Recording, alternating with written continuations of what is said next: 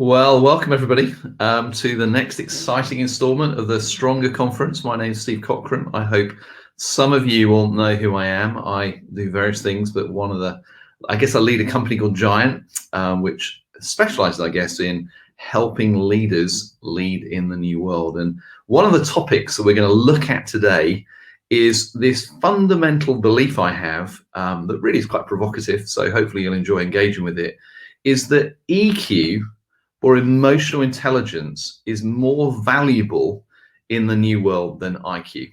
We're going to look at some of the challenges facing leaders in the world we live in. We're going to hopefully show you some practical ways in which you can help increase your influence as a leader.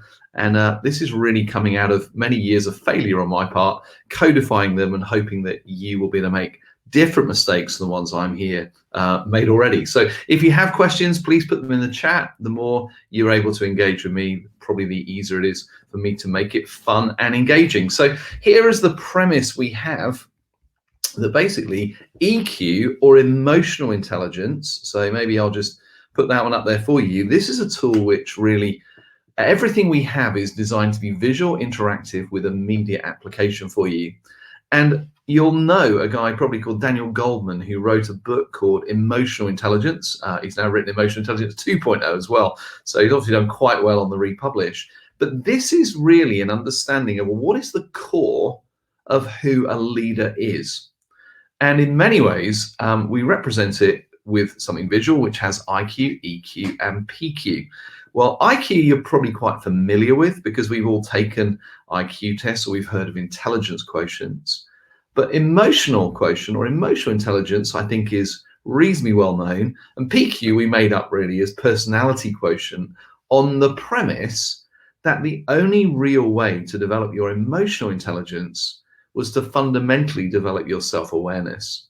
And this interesting understanding has really been developed, that the shift from the late industrial world to the digital world has actually changed what is required of leaders, and therefore new skills and new knowledge, new understanding, if we're to actually lead with the level of influence which I hope all of us aspire to. So the premise is this, that without self-awareness, without PQ, it's very hard to develop EQ, emotional intelligence, or the ability to relationally connect with people at the right way, in the right time, in the right space, using the right vocabulary and language.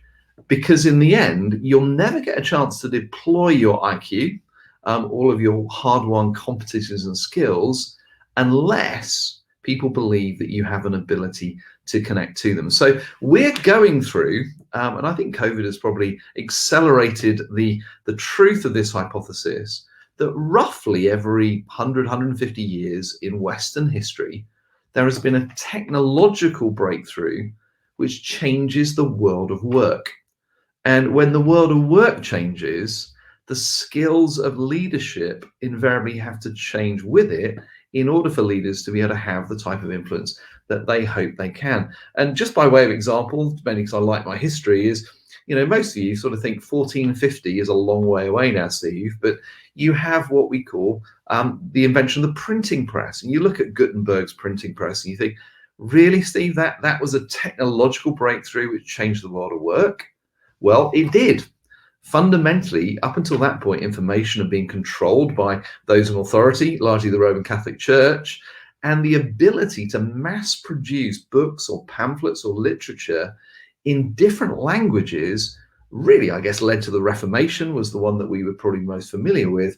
But all of a sudden, information was not controllable, and it led to a massive change in the way that organizations in the world function. And then maybe a little bit further on, I picked a few highlights.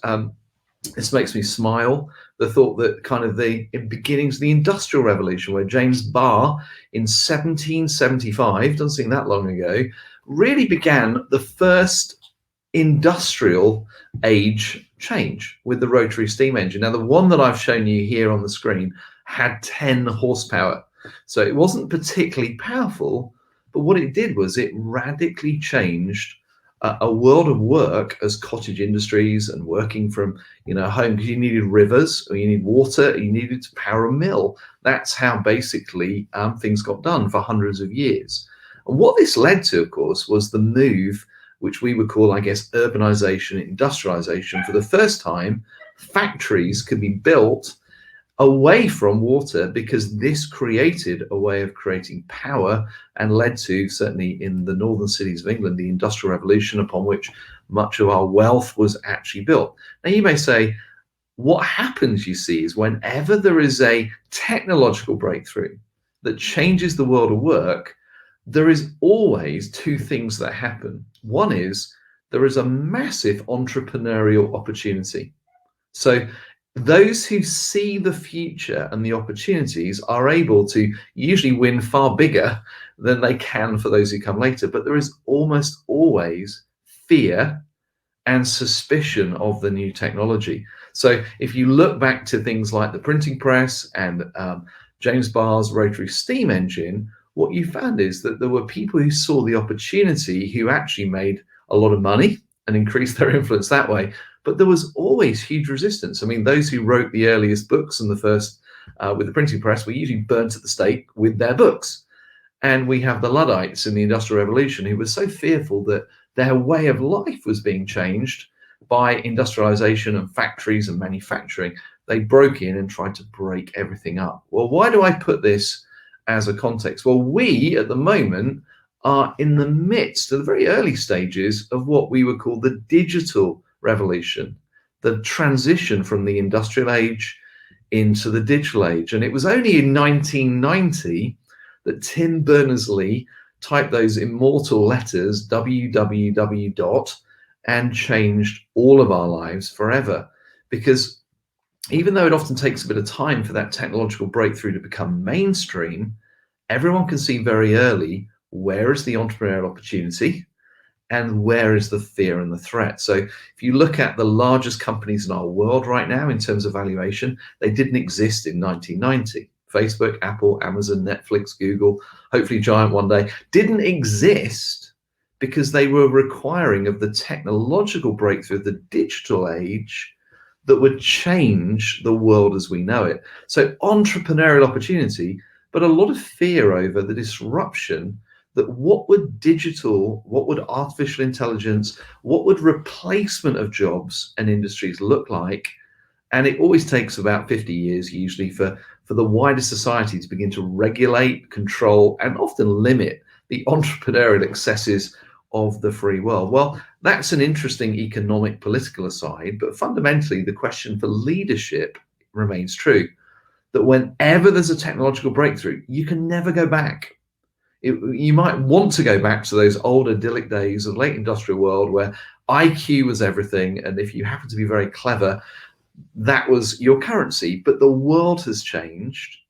Leadership is having to change to adjust to a world which is radically different, particularly for those of us of a particular age. I am 50 years old now, hard to believe, I know, looking at me, but any of us who were born before 1992 actually will remember days before we had these little things. You know, some of you may have seen this, you know, a mobile phone, a smartphone, computers, technology, and we learned how to grow up and live in a very, very different world. And one of the things that Jeremy and I did at the beginning of Giant was to really ask the question, if this was true, if the digital revolution was going to create a similar change to things like the printing press, the steam engine, electricity, fundamentally, what skills would leaders need to increase their influence in a world that will be radically different, where the books of the old world and in many ways the artifacts of the old world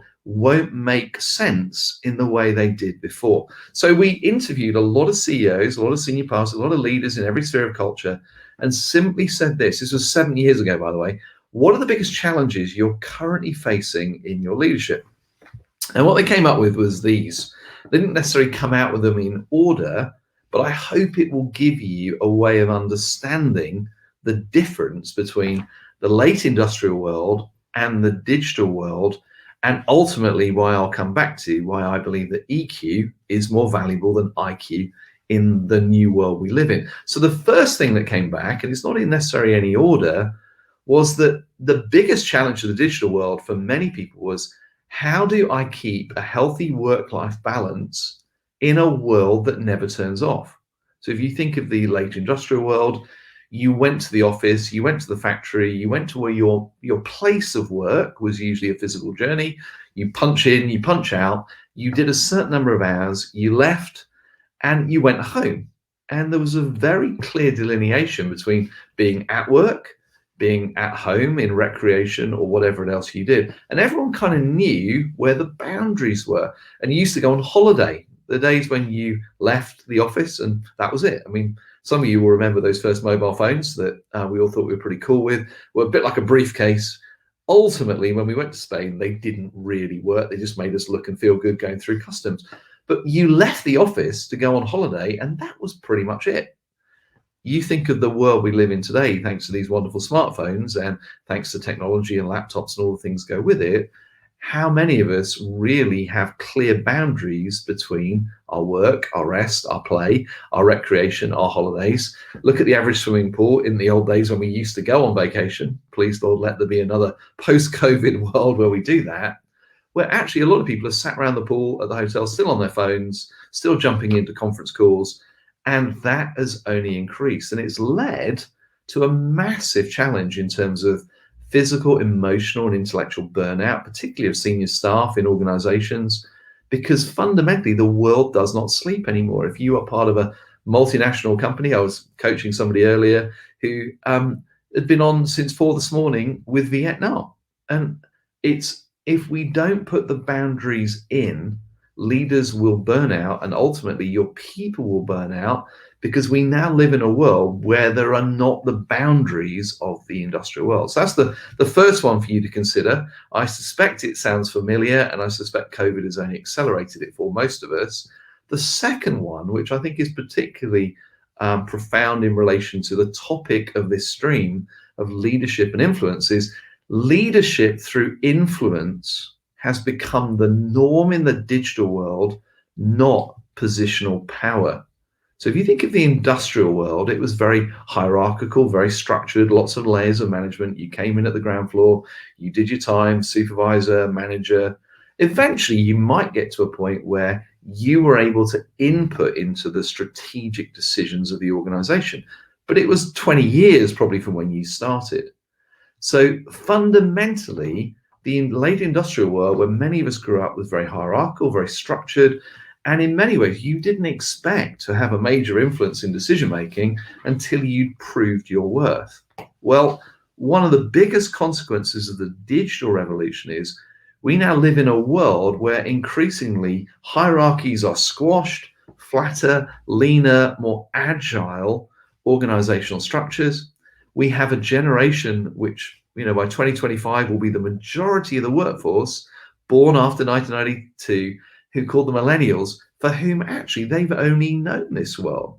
And they assume that they can have access to influence a lot earlier. They think nothing of writing to the CEO and assuming the CEO will write back to them. What it's also done is, in the old days, in the old industrial world, you didn't challenge authority or opinion. It was not your turn to do so.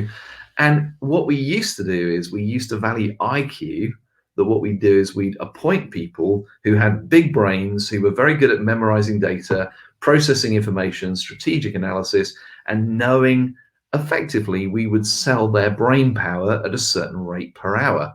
And depending on where you'd gone to university, in theory, you had access to extra special intellectual property, because obviously if you went to Oxford, that was more valuable than where I went at Nottingham. Well, the reality is, if you think about it, people got away with not being necessarily the nicest people to be around. You were valuable because of your IQ. People didn't have to like you. People could respect you, but you could be a bit of a tyrant at work. And as long as you could be billed at £300 an hour, then in the end, everything went okay. This revolution we're going through is where the new generation are looking for integrity and authenticity and alignment with their leaders. And who you are is as important as how clever you are. And they're looking for a coach. They're looking for a mentor. They're looking for someone who's going to invest in them, develop them, grow them, rather than be a boss who simply is the fount of authority and all wisdom. Now, again, that is a huge cultural shift. A lot of leaders are having to learn, how do I connect with a generation that engage with the world very, very differently to the one that I grew up in? And sadly, as always, you have a choice. You can either sit there as grumpy old men, or the Jeremy Clarkson view, which is like, this generation, they don't understand. Why can't we go back to the way it was? Well, the reality is, it's never going to go back. You can't uninvent technology, and you either will learn how to engage with the generation which is coming through, or you will become redundant. And so therefore, as leaders, a lot of leaders are going through their own angst of realizing that the world has changed and their skills are not as valuable as they used to be if they've traded purely on the IQ side of things. And they're having to deal with a generation who are digital natives more than they are. Now, I don't know whether you are Harry Potter fans, any of you had children. I've been going through them again with my 9-year-old, having had it through with some of the others that are in their 20s and late teens. And I always say that basically, I at best will be a muggle. I'll never be a pureblood like some of my children. They just have grown up in the digital world. They've never known any different. They laugh about the things I tell them when we didn't have telephones and we used to go out to play and our parents didn't know where we were. But interestingly, I have a choice as a 50-year-old man. I have a choice. Do I want to be a muggle who learns how to understand the new world, or do I want to be a mudblood and pretend it doesn't actually exist?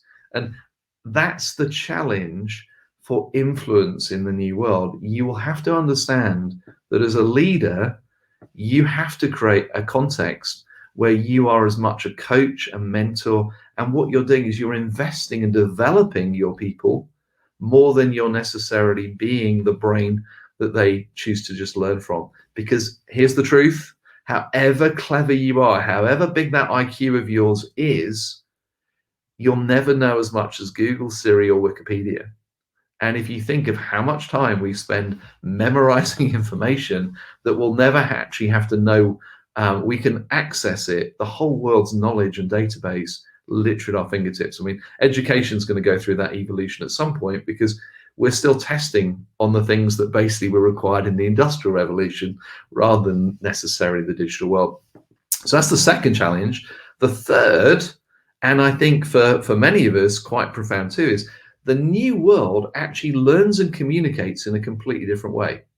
So the late industrial world was very word orientated, book orientated, knowledge based, repetition and learning, and actually was oral in the sense that people used to be able to listen to people talk for extended periods of time, and that was the entertainment. To go and hear a great orator at Speaker's Corner in London was what you did for fun. They didn't have Netflix, they didn't have movies, they didn't have all the choices, a myriad of activities that we have available to us today. The new world, the digital world, is primarily visual more than oral. It's primarily not only visual, it's interactive with immediate application required. So fundamentally, it doesn't matter how clever you are, the new world's concentration span is diminished to the point, unless you can see it, understand it, apply it, use it, and play with it, almost immediately, you largely become redundant. It doesn't matter how brilliant your oratory was, people are so busy trying to cope with all the demands of a digital world that in the end, however good the input was, if they can't take it and use it and apply it immediately, it will disappear. So for leaders who are thinking that, by doing a long talk, maybe, for those of you in church world, or sending very long emails to corporates, if you are the CEO or whatever it might be, you may think you're communicating. What you're really doing is you're transmitting information. And for communication to happen, the person on the other side of your transmission has to be able to understand it, interpret it, and engage directly with it. And that, I think, is another fundamental challenge of how do I connect with a world that learns very differently to the one that I did before. And of course, if you think then of how do I connect, how do I communicate, that requires a level of emotional intelligence more than just they're going to want to listen to you because of your IQ and the obvious expertise you have in that area. The fourth area for most leaders was, how do I build agile collaborative teams? Rather than just simply recruit talented individuals with high IQs and sell them out per hour and resource them. Here's another thing of the new world. The digital world and the mass expanse of new knowledge and specialization means no one person can ever know enough to be a solution in and of themselves. It really is not possible. And so therefore, one of the primary skills of leadership in the new world is not to be the fount of all knowledge, but to be the one who is able to bring together different people with different superpowers and different expertise to solve complex client-based problems that no one individual could ever have solved on their own. So the idea that we put very clever people in isolation and let them solve problems is no longer viable in the new world. Google, for example, I think took something like 12% of their intake last year from high school. Because what they're saying is, we don't want people being measured around what they can remember and put in exam halls 1.5 meters apart to regurgitate using a pen they'll never use again, things that they've remembered. We want them to learn how to solve and learn and investigate together earlier on. And I think that's just a change which is going to become more and more. I mean, part of what my company does is, how do you build what we call invincible teams? Because fundamentally, the primary skill of leadership now is, can you create the environment where everyone in your team gets to be at the best? And can you create a synergy, which is not possible just on the individual parts? And then lastly, which 7 years ago was a bit exotic, but probably now feels very, very relevant, is people say, how do I lead in a world which is digitally connected but geographically dispersed? You know, I'm now leading teams where I may not see them physically at all. You know, they're in different time zones around the world, or maybe we get together once a quarter. We've all had to learn how to do this in the pandemic. But the skills of leadership, if you think it requires high levels of leadership skills to lead a collaborative team when they're in the office with you, the skill sets required to do it on Zoom, using Slack, Miro, all the Trello, all the other kind of technological wizardry of the new world, those skills have gone through the roof. IQ alone will not be enough. Now, here's what I'm saying. IQ is hugely valuable. You have to know your stuff, or you have to know where you can get it. But the days when you could get by on being a very clever person who didn't know how to connect with people, didn't know how to be a team player, didn't know how to lead team, are gone. And those are the primary 5 challenges. So here's a little exercise I want you to do on your own, just so I can be quiet for a second. I'm going to give you 1 minute to take those 5 challenges and ask yourself, just on your own, where you are, can you rank them in order? Don't worry, I'll put them back up again in a second. Which of those challenges are most significant or relevant to you in the world in which you are leading today? So 1 to 5, I'll put them back up just so you can see. Don't ignore my order, they weren't there that way before, but just which is the one that's the most relevant to you? And if you want to, just put your answers into the chat so I can see them and other people can see them as well. And if you have questions, by the way, just keep putting them in the questions as well, and I'll answer those.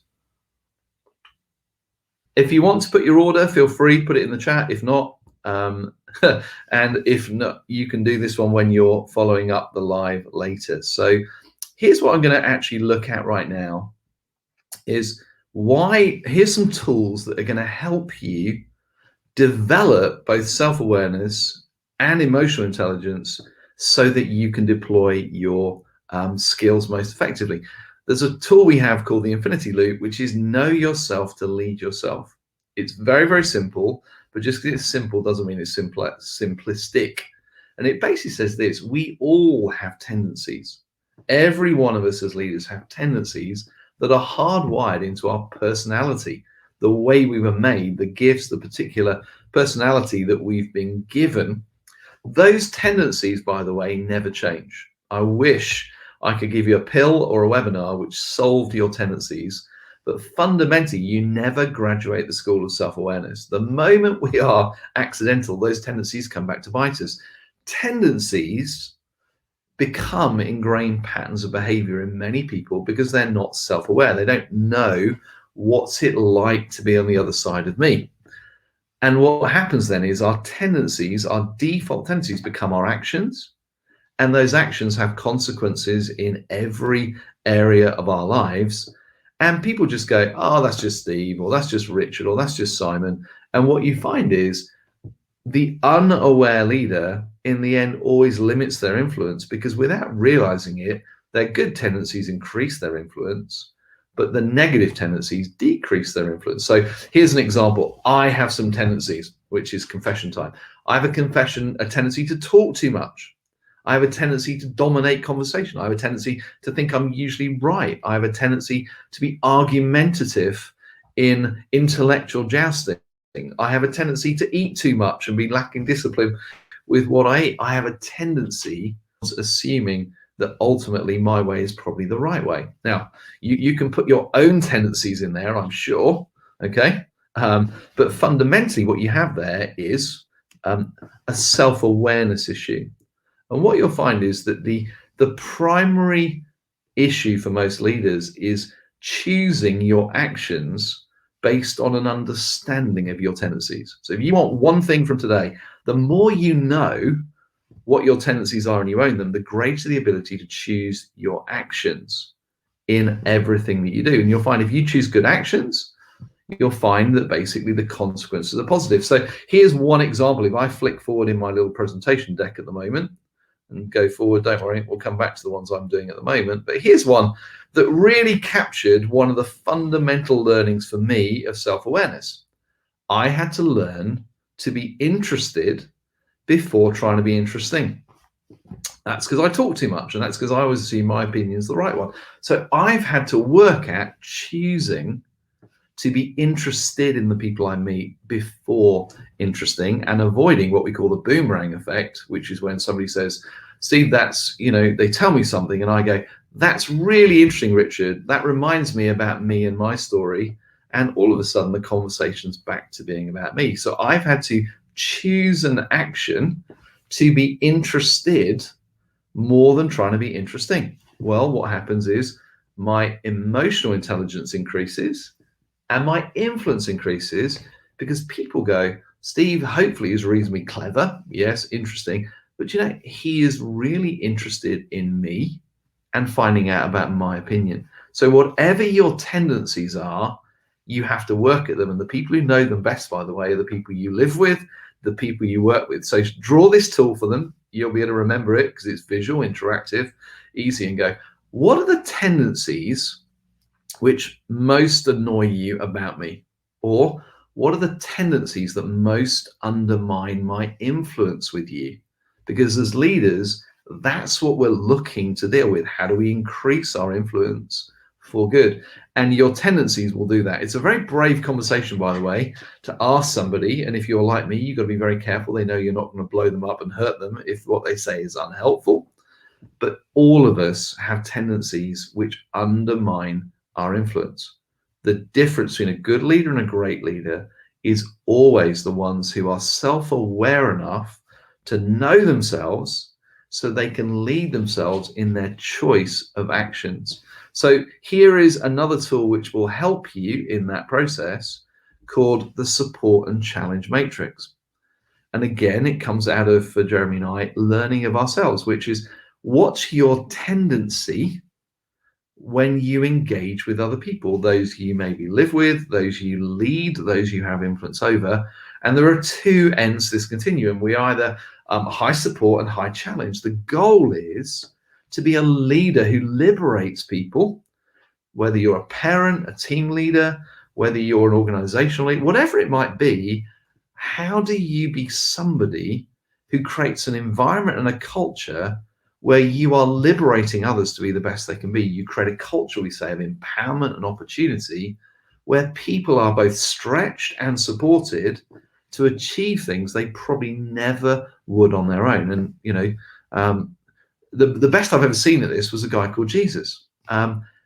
His ability to bring massive challenge to some of his team alongside an invitational support to a relationship created the context for where some very ordinary people went on and did some very extraordinary things and ultimately changed the world, so much so that much of our calendaring and dating system is geared around that. But here's the problem.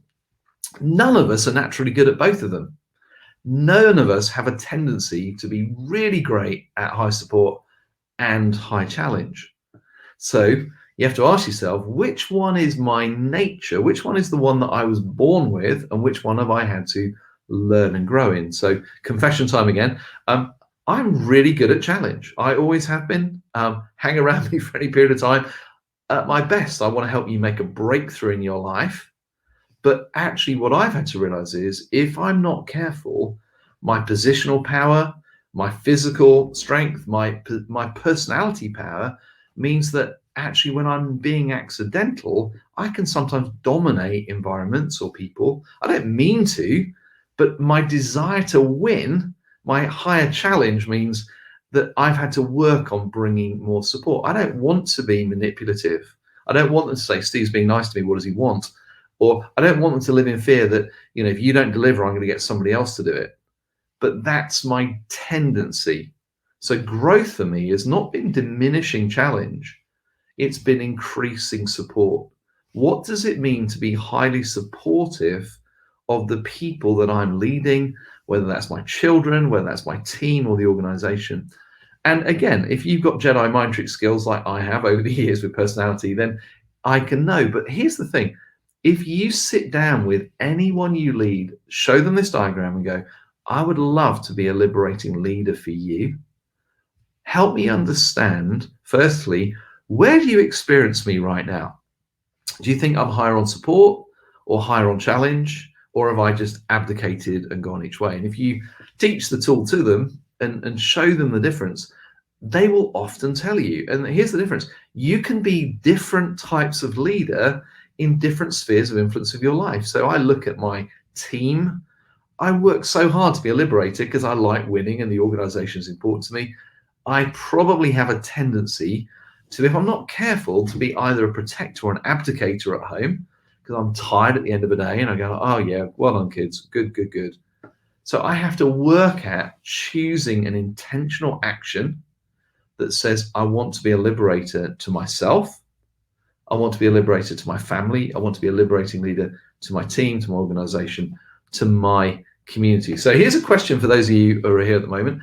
Which one is your natural tendency? Are you better at support? So those of you who are highly relational, caring, empathetic, sensitive, always thinking of other people, you will probably have your growth opportunity as bringing challenge. For those of you who like to win, competitive, task-focused, driven, how do we achieve these things? In all likelihood is you will be more naturally good at challenge. So self-awareness, know yourself to lead yourself. This is self-awareness leading to emotional intelligence and the ability, as we've seen, to lead in the world that we now live in, not the world that once was. So how do you have influence when you don't necessarily have positional power to leverage it with? How do you build agile collaborative teams? Well, these are tools that will help you do that. And I'll give you a link later. There's plenty of places you can go on the Giant platform that's free to see more of these. But if you're someone who's very, very relational, caring, empathetic, sensitive, the chances are you won't be that nasty bottom right quadrant dominating character like I would have been. But interestingly, being a protector or a protecting culture is not liberating light. You actually end up creating an entitlement culture where everyone gets used to you caring for them and not challenging them, and ultimately mistrust, because everyone who is in that top left quadrant has a tendency to passive aggression because they hint at the challenge, they don't bring it clearly. So every single person who's watching this has a chance to grow. Firstly, know yourself to lead yourself. Where is your default tendency? And how do you choose an action which actually adds into the mix the one that is not naturally you? So if you're highly supportive, what does bringing more challenge look like for you? If you are challenging by nature, what does bringing support look like? And how do you allow the people that you're leading, sit down with the tool and ask them what it looks like, and they will tell you if you're brave enough to ask. And then another tool which builds on that, which is almost leadership 101, which again is almost what I'm trying to do with most people, to give you tools you can take and use: self-awareness, emotional intelligence, relational connectivity, the ability to be the coach, the mentor, the wise counsel to the generation which is growing, which desperately are looking for that, by the way. They're looking for people whose lives match their words, match their actions. That's another significant development of the new world. People want to know not just, are you clever and do you know the answer? They want to know, are you living a life which is actually connected with integrity, so that what you say and what you do and what you represent are aligned. And integrity is a huge value of the generation coming through. So here's what I call a leader mindset. This is the last tool I'm going to show you before we do some questions, if you have them. And it's something which, if you do this, if you lead anybody on a Sunday evening or early Monday morning, depends on how your week starts, if you actually look in the mirror and go, what's my mindset going to be this week? And the question you have to ask is this: am I prepared this week to fight for the highest possible good in the lives of those that I lead? Am I going to be a liberating leader to them? Well, if the answer is no, then probably you can turn off this webinar and go back to what you did before, because I can't help you. But if the desire is to go, Steve, I would love to be that type of leader. My intent, my desire is to help them be the best they can be and to fight, which means we sometimes have to do the things which are uncomfortable. Here are 4 questions that you can ask of each person you lead. What specific support or challenge do they need from me right now? Do they need more support? Do they need more challenge? What's my tendency? You'll often find that you know the answer. Sometimes when people are really struggling and they're getting things wrong, the last thing they need is more challenge. Conversely, when someone's doing really well and they're getting confident, that's often the time I can bring the most challenge, because they're actually willing to embrace the challenge of growth from a secure and confident place. So just ask the question for each person you lead: what do they need from me right now? Do they need more support? Do they need more challenge? How do I help them grow? Have I communicated my expectations clearly? If you're anything like me, I sometimes think I've communicated more clearly than I have. So I always ask the question, what are my expectations, and have I communicated them? And if you're not sure, go and ask them to go, what do you think I'm asking of you? So that's just maybe one for me, but I think there's a lot of you out there that sometimes think you've been clearer in your communication than you think you have, particularly introverts, by the way. You think you've spoken out loud what's in your head, but that's not always true. So that's a good second, know yourself, lead yourself. Then thirdly, what's the tendency or pattern of behavior that's most undermining their influence? That's quite a challenge for a lot of people that go, just leave me with my IQ, I'll just get on with doing my job, and you do yours. This is getting into that realm of actually having to bring challenge with support to bring breakthrough. And here's the key thing: if you write a list of 20, by the way, okay, Steve, here's the ways you're undermining your influence, and here's the 20 things, I'm crushed by that. The calibration of support and challenge is wrong. But if somebody says, this is the one thing we're going to work on, Steve, we're going to work on you learning to be interested before interesting.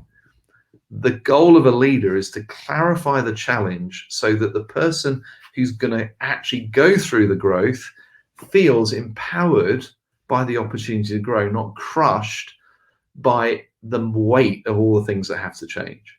So I always say to people is, what's the one thing that we're working on? And when I speak, or if I was to talk to the people you're leading, they should know the one thing you're working on with them. And I'll often ask them sometimes to go, okay, then what do you think is the tendency or pattern most undermining your influence? To see how self-aware they are. If they get it right, then brilliant, you work on it with a plan. If not, then you can go, well, that's an interesting one you've selected, but I'm going to choose this one because I think this will be a great thing for us to work on. And I'm committed to helping you make this breakthrough because I want you to be the best you can be. Once people know you are for them, then in the end, they're able to embrace that level of challenge. And then lastly, bigger picture question, but a really good challenge. How do I help them get to the next level? What that means is, as a leader, I need to know what they want their future to be. And here's the thing. In the old days, the industrial world, people probably had three choices of career in the average town. And most of them would spend almost their entire lives and career working in one industry in one space, and you would get your gold carriage clock and a thank you and a pension at the end of 40 years service. The digital world has changed all that. The average time that you'll have people with you is just over 2.5 years. So the question is not, oh my goodness, why would I bother investing when they're going to be gone and someone else is going to reap the benefit? Your team, your employees are the most powerful marketing brand you have, because they probably will go on to other experiences in other companies for promotion, because you can't promote everybody. But when they go and tell people how amazing the culture, empowerment, and liberation is at your organization, they may come back future in their careers. But in a time with glass doors and all these other things, your reputation as an organizational culture is primarily determined by the stories people tell as they go on into other places and promotion. So what I always say to people is to go, if I know what you want to do next, or if I know some of those aspirations and dreams you have for your life, I want to, for the time that you're helping my team win, I'm going to help maybe look at what can I do to help grow and prepare you for the future that you would like to have. Now, if that's, I don't want to work in technology anymore, I'd love to run a coffee shop in the beach, or I'd love to do another vocational career. I will actually go out of my way to help them, not excuse them from doing the work I need them to do, but to actually be that mentor, that coach, that person of influence in their lives. So I started in the beginning, if you remember, by saying that the belief I have is relatively simple, in that the new world, you'll find that basically IQ is less valuable than it was. It's not that it's not valuable, but you will no longer be able to lead and have the influence you might have done 50 years ago just by being clever. You're going to have to learn how to develop self-awareness, because ultimately relational connectivity is the primary currency of wealth and influence in the new world. Relationship management, establishing, maintaining, and developing relationships inside and outside your organization will ultimately determine the influence that you will have in the world around you. So sadly, it's a little bit like looking in the mirror and going like, oh my goodness, so I really got to work on that. But what I'm telling you is, you will never deploy your IQ the way you want to in the new world if you've not learned how to connect with people, how to create environments where the team get to be at their best. And if you think you'll do it just by guessing what they want, guessing what high support and high challenge is, or not having some tools to do it, you will fail. I'll guarantee it. And you'll be frustrated because your influence will be less than it could be. And ultimately in the new world, the people who will be promoted, the people who will always be in work, are not necessarily those with the biggest brains. They will be those who have the greatest capacity to build world-class teams that harness the superpowers of everybody in their team to deliver outputs and results that nobody else could have done on their own. And the ability to multiply high-performing teams across organizations is, I would say, the most significant skills that leaders are needing right now, and they will need more and more as we accelerate, thanks to COVID in many ways, into the new digital age that lies before us. So that's my overview for you. I am more than happy. I'll put my camera on so you can see more of me at the moment. If there are specific questions for me you have, I'm happy to do those. Please put those in the chat. But I hope that's given you enough food for thought that even at the very least, if you're watching this on demand, you can take the tools, you can play with them, and as I said, in the notes that come out or in the Facebook groups. But if you want to find out more about what we've been talking about, then basically if you go to giant.tv/BB, you get effectively a free month to play on everything I've been talking about with your team as well. Somebody asking for the URL, I'll put it in the thing. So giant.tv/BB will get you a free account. And also, if you want to find me, I'm Steve Cockram. If you're brave enough to reach out on social media or even email me, I'm happy to continue the conversations with everybody. So I'm steve@giantworldwide.com. So I put that in the chat as well. So if you have questions, I've spent really the last 7 years of life working out how do you equip leaders for the world that is now here.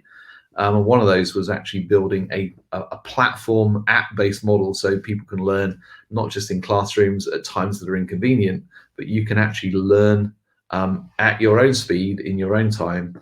And there's some fascinating and fantastic technologies that I just very proud of. And even when I'm coaching people now, it's always the interaction of technology, high tech, and high touch is another foundational piece of where emotional intelligence works. So that is going to be it for today, unless anyone has anything else they want me to talk to. I'm always tempted to say this is your final offer. Put it in the chat or put it in the Q&A. Thank you for the compliments on the content. And as I said, if you have more questions, please feel free to reach out.